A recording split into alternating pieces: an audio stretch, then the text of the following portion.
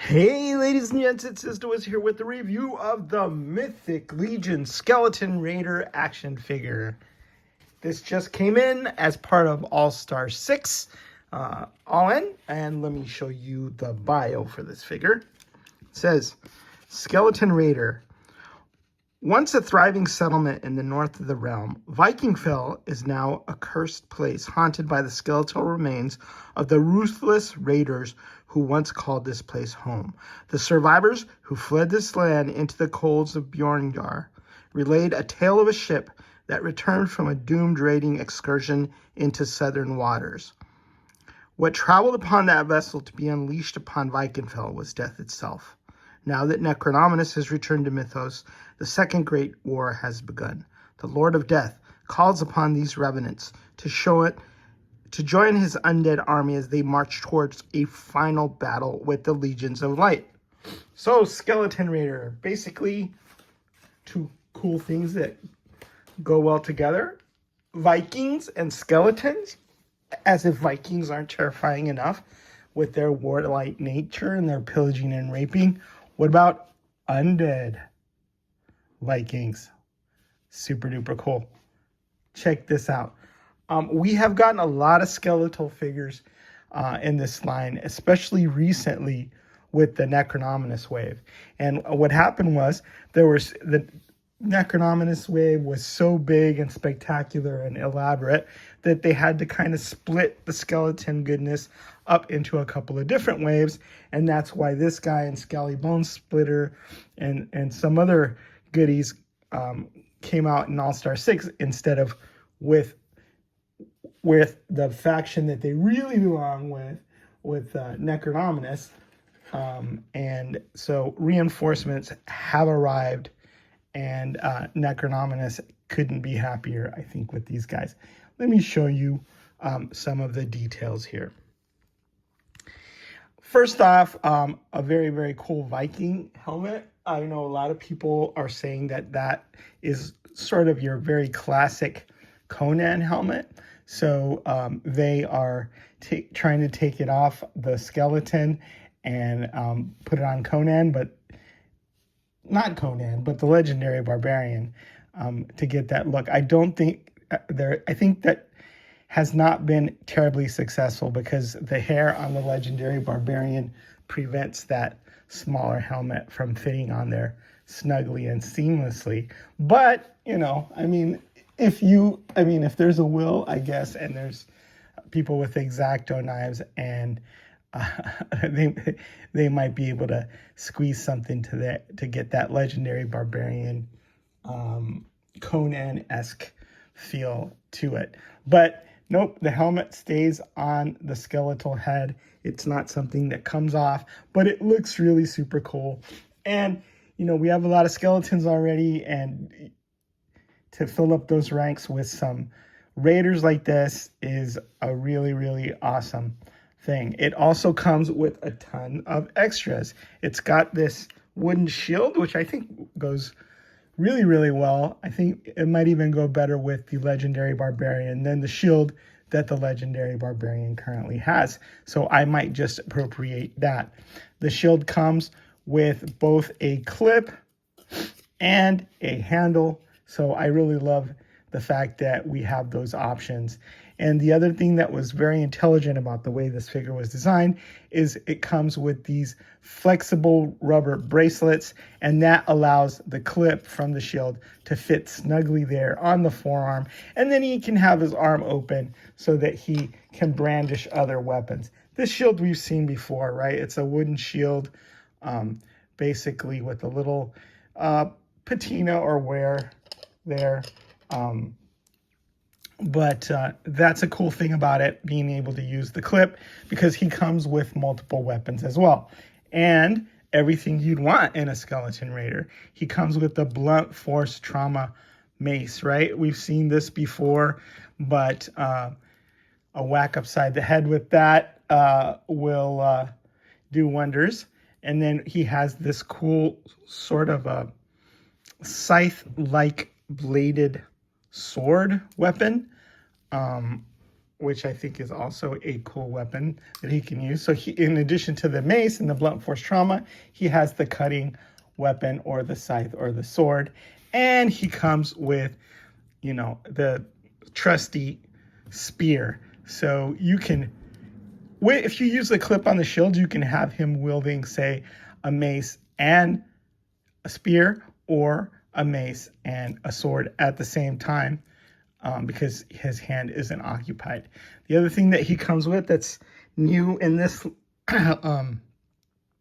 these figures are these like forearm bracers, which I think are cool. Those come off, so if you want a naked skeleton, you could have him with that. If not, those are pretty nifty. Another thing that he has, weapon-wise, or not weapon-wise, armor-wise, is this head, which is a gladiatorial type head that's it has very historical elements. Even though it's over the top and the sculpt and all that, I have seen in other, in actual museums, helmets, gladiatorial helmets that look very much like this. It's cool with a completely caged in look.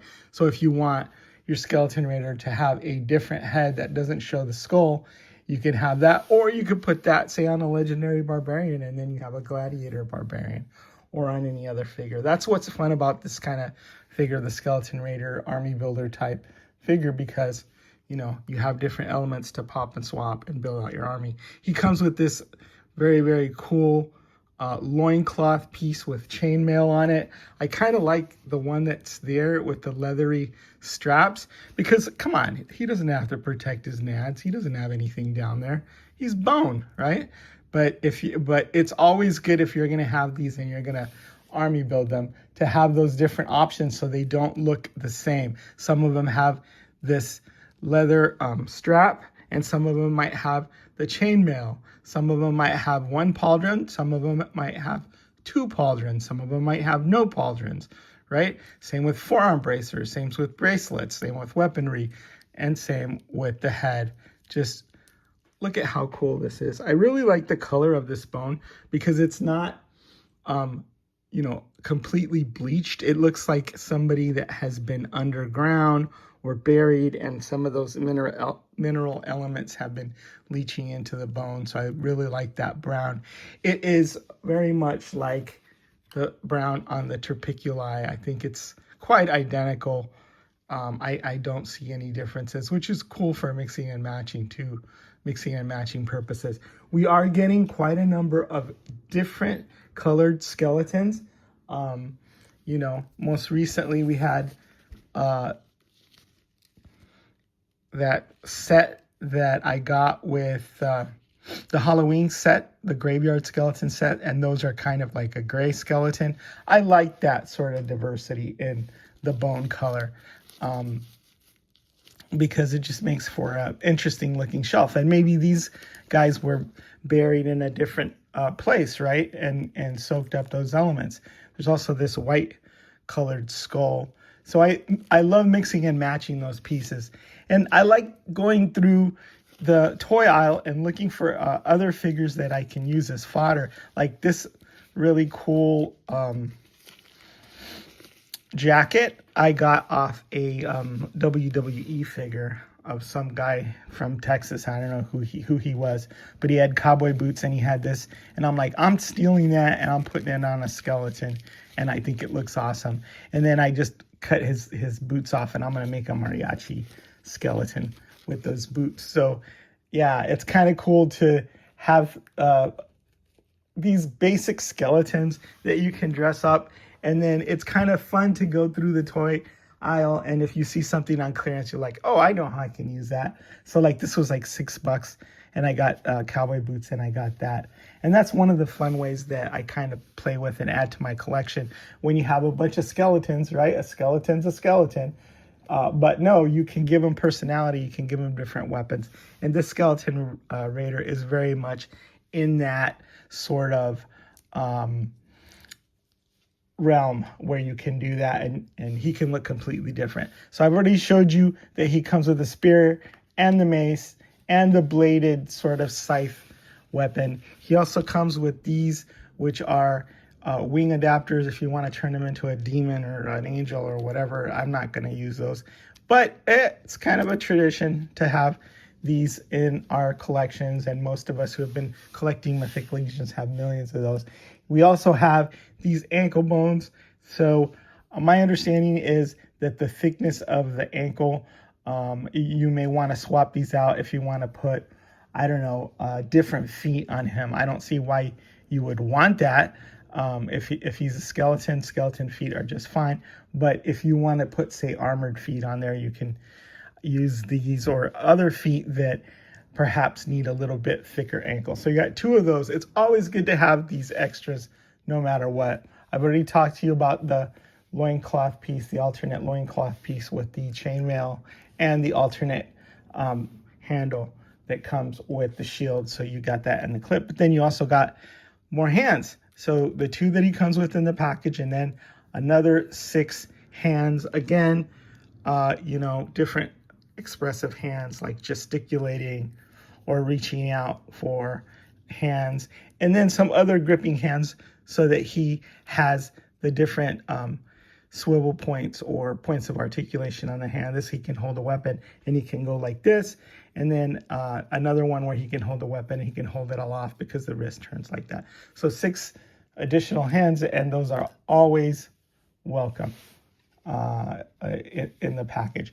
So the Skeleton Raider, it gives me some really good Harryhausen vibes.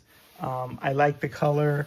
I like, just adding him to those ranks and having that sort of diversity and having that versatility that if you buy multiples, you can have a whole skeleton horde army coming at your knights of Etheron. And I basically have an epic battle where I have all the skeletons emerging from Castle Grayskull and taking on the good guys, right? The Lords of Light, Silver Cord and all that. That's part of my permanent display, but it's always fun to just have that overwhelming horde of undead warriors, right? Coming at you with their eyes, somehow being able to see you and find you, even though there are no eyeballs in those. It's fun. All right. Is signing out.